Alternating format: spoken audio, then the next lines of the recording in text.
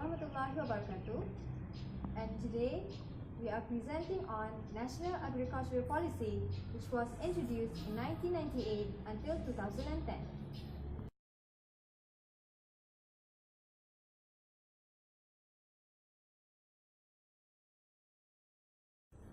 The issues pertaining to National Agricultural Policy 3 were based on the public problems which concerned about the sustainability of food supply in Malaysia. There were three major issues raised prior to the implementation of National Agricultural Policy 3. The issue was the rising need for food security of high quality, nutritious at a reasonable price. The second issue is the lack of labor to support the industry in producing food crops and cash crops. Food crops, by definition, is a small crop produced for consumption by small farmers, while cash crop is an agricultural crop which is grown for sale to return a profit. And the last issue is a little investment contribution and participation of private sector in national food manufacturing and production. The first issue was concerned on the high import value to cater the domestic food consumption. Malaysia was in pursuit of industrialization and manufacturing industry in achieving Vision 2020.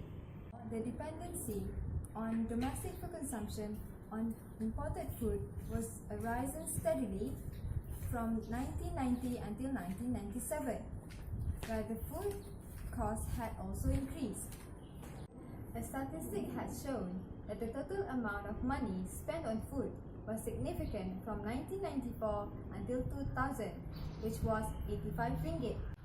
And according to Consumer Price Index 2000, the total expenditure on food for 5 members was 425 ringgit, which was very costly. Furthermore, the food supply problem exacerbated when the world financial crisis hit the nation in 1997, whereby the import of livestock and other commodities such as sugar, chicken, rice, and coconut faced a price hike. This was because the expensive US dollar money exchange rate against Malaysian ringgit, which was 4 ringgit and 72 cents. This has resulted in the reduction of total amount of import food into Malaysia and caused a shortage of food. The second issue was the low job occupation in agricultural sector comparative to manufacture and service industry.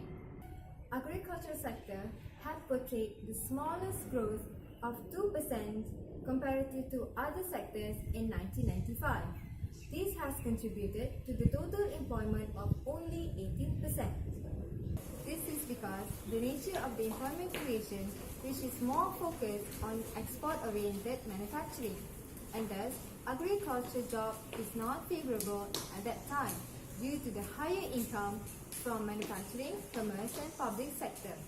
The gross domestic product also showed the deterioration of agriculture share of only 9.4% in 1998, comparative to 84% in manufacturing and public sector. Thus, the annual job creation were more impressive at 7.2% in those sectors relating to agriculture from 1985 to 1999. The last issue was the lack of private investment in national food production and manufacturing. Under the second Malaysian Plan, the investment was 88.18 ringgit, and during the third Malaysian Plan, it was 2,744.165 million went for land development. The second highest investment by the government was for the development of drainage and irrigation, which it contributed to the higher production of paddy in other agricultural food crops. Private sector involvement in agricultural during this period was very minimal. It mainly involved in land development projects, and many projects were joint programmed with the government sector. Under the fourth Malaysian Plan, only 139,000 hectares were developed by the private sector out of 888,100 hectares, and a total of 134,000 hectares of land were developed through joint programs and private projects. It can be seen that the emphasis of agriculture was given to the government was largely due to the multifunctional role, the need to improve the land and the livelihood of the farmers, to produce food, and for economic reasons, as the sector contributes a large amount of the country's foreign exchange currency.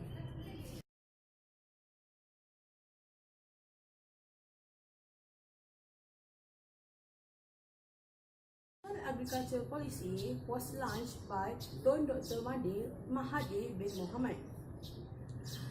NAP 3 was implemented from 1998 until 2010. The primary aim of this policy is to transform agriculture into a modern, dynamic and competitive sector.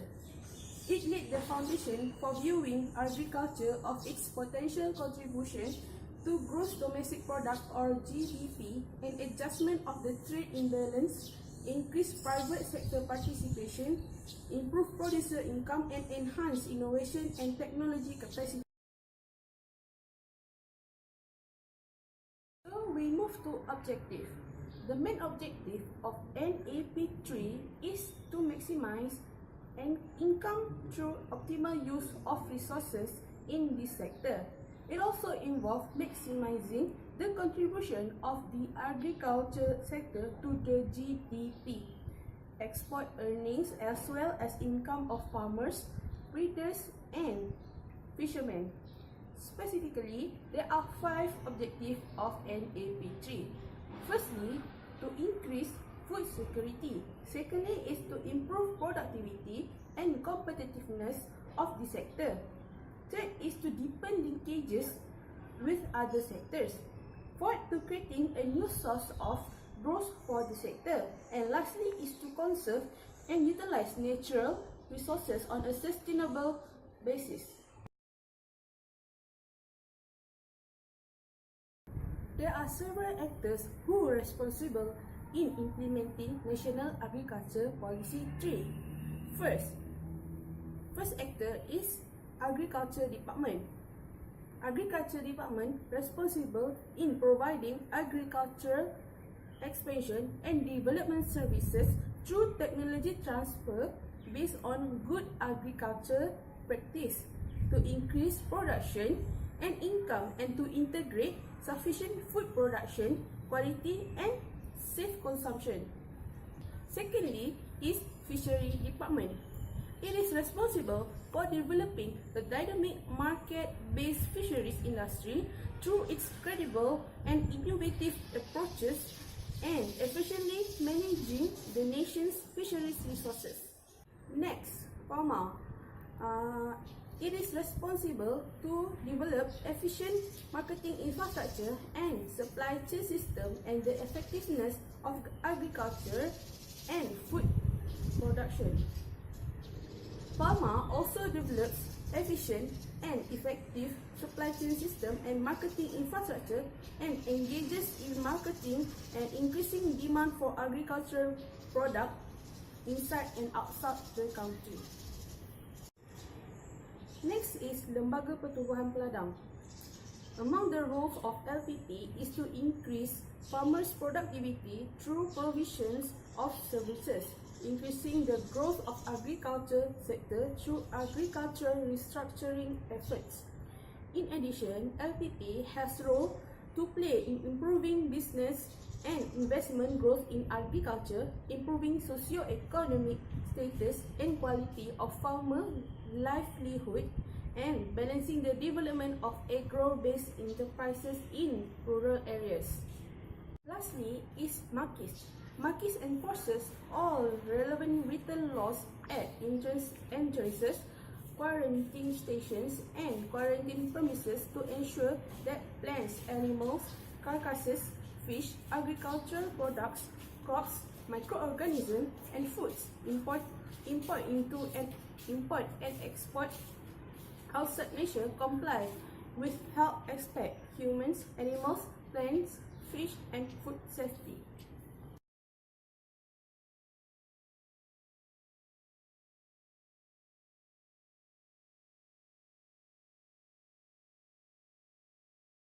So, according to Utusan Malaysia, the Minister of Agriculture, which is Datuk Ahmad Dr. Sulaiman Daud, stated that previously the policies implemented before NAP3 were not so successful due to the lack of action plan that was implemented before. Therefore, the implementation mechanism was not very successful.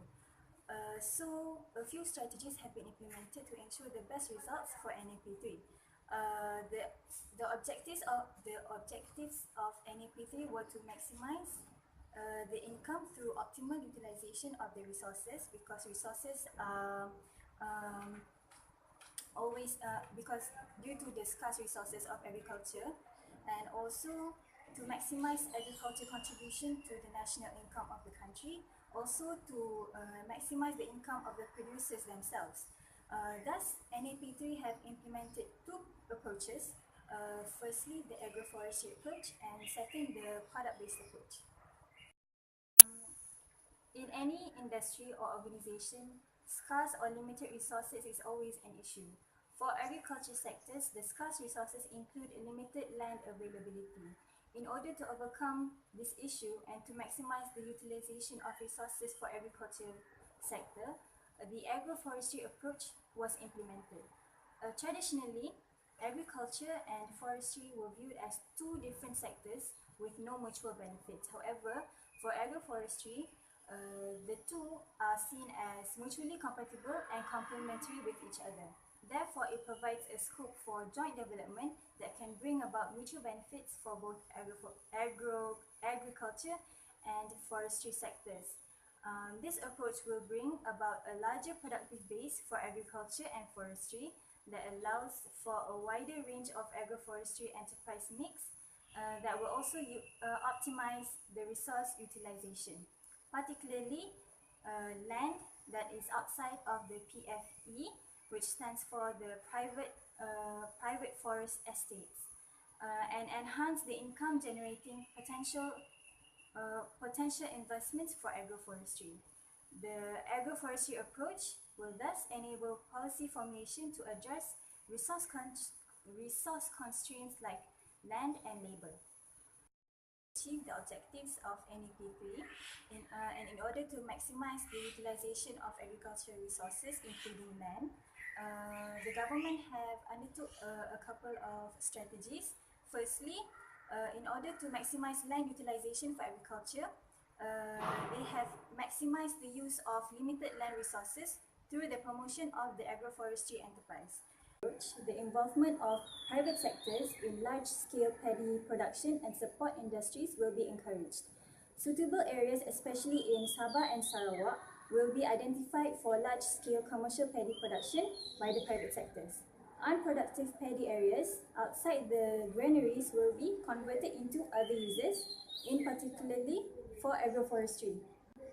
Currently in Malaysia, there are 400,000 hectares of abandoned agriculture land. Meanwhile, an area of 300,000 hectares of untreated rubber plantations and 300,000 hectares of unripe palm oil plantations are fully capable of cultivating new farms. So, thus the resources for agriculture are used in the maximum way as possible.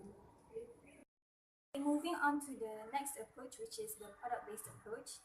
In this approach, key products and market products are identified based on three factors, which are market demand, preferences, and potential. The three factors, based on the three factors, the market demand, preferences, or potential. In order to ensure development of information and knowledge based on agriculture sectors, the government undertook the initiative to implement the National Agriculture Information Centre.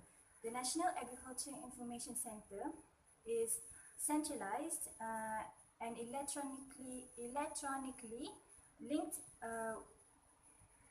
equipped with an electronically linked database to support decision making, business development, and marketing activities. Also, reorientation of training programs towards a more market-driven short courses were implemented. Also, specialized training programs in agricultural productions and management.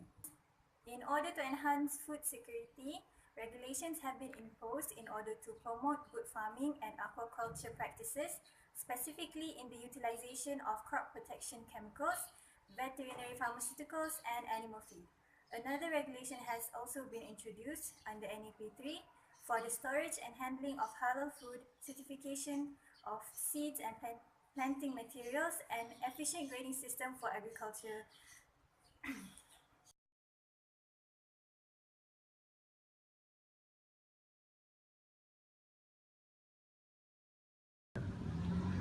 Agriculture sector achieved about 3.2% growth rate per year in period of 1985 until 1995 after the implementation of DPN1 and DPN2 since the first implementation on 1984. Oil palm, timber and fishery maintained as the main sources to the growth of agriculture sector. The success of DPN2 is success on renewal in developing agro-based industry, which align with the industrial strategy as elaborate in Pelan Induk, Pertanian Pertama and Kedua. The concentration on development of agro-based industry is to exploit the benefit rather than the niche market to add more vacancy, gain higher income via increased productivity, and for increased national origin revenue. The weakness of DPN2 is occur due to existing of gap between productivity between a specific sector and between agriculture sector and manufacturing sector. There is also a problem in overcome the offer barrier and sector to take opportunity on market chances. There are also a barrier to development in state level and international level, which create imbalance between food import and export. DMP2 lack in focusing on agriculture development, action plan, and mechanism for the implementation. Government launched DPN3 to determine the direction of next national agriculture sector development. Due to weaknesses that exist in the implementation, Ministry of Agriculture and Agro-based Industry set a target to achieve surplus imbalance of food trading approaching year 2010 via Plan Tindakan BOT, which means BOT is balance of trade. At that moment, national deficit in food trading is amounted about RM 4.4 billion, and if no action been taken, the deficit will be increased. Pelan Tindakan BOT was held to decrease the deficit imbalance of food trading and achieve surplus by 2010. The achievement of implementation of DPN3 is agriculture production progress achieved based on the report in Rancangan Malaysia ke-8. Agriculture commodity output for industry increased about 7.8 million tons of oil palm on year 1995 to 10.8 million tons on year 2000. For example, production of oil palm and black pepper showed the growth rate due to good price in global market. Commodity production of agriculture industry also increased. Food production growth rate increased in 1 year, where paddy increased 1%, fruit production increased 6.2%, fishery increased 4%, aquaculture 40%, and livestock sector increased 3.1%. Increase of food import 10.7% per year, where 7.8 billion on year 1995 to 13 billion ringgit on year 2000. Food commodity achieved positive growth, effect from aggressive action to implementation of program on and project. Food export increased 8.7% per year, from import 7.9% per year. Unification of small paddy field via agriculture grouping concept, implementation of 10 tan sehektar and Amalan Pertanian Baik GMP, which increasing paddy output at 2.3% per year. Replanting project on rubber and oil palm achieved 77.6% from the target. The weaknesses of DPN3 is food commodity cause the subsistence level on few types of food increase due to DPN3 target to increase local production and strategic food acquisition to ensure we have a sufficient supply, safe, nutritious, and high quality at affordable price. And then replanting of rubber affected due to higher price of rubber, causing smallholders to postpone their replanting industry.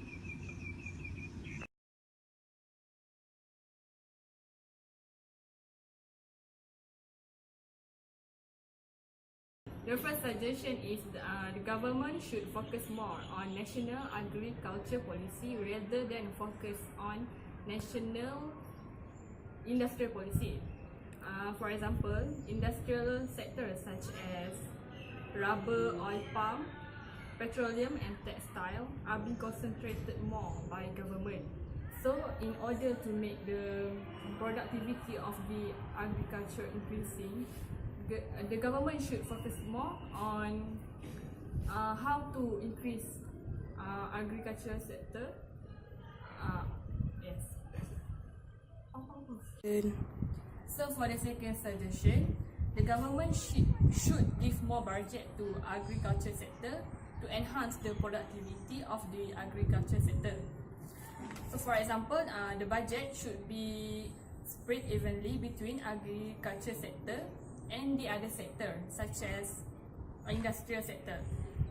The government should focus on how to increase the productivity of agriculture sector by allocating a certain budget for agriculture sector. Action. The third suggestion is research and development should be done actively about the agriculture sector. The government can do a research on using a hydroponic technique in order to reduce the use of soil. So for the fourth suggestion, the government should reduce the dependence on import commodity from other countries and should focus on domestic production. As we know, Malaysia is rich with their natural resources such as palm, sugars and others. So they should use it wisely and make their own production rather than importing it from the other countries. Dah.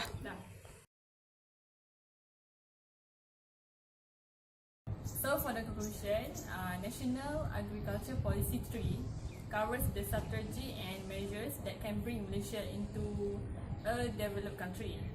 Through the agriculture sector, It will enhance the economic growth by exporting our agriculture production to the other country and by fully utilize our natural resources.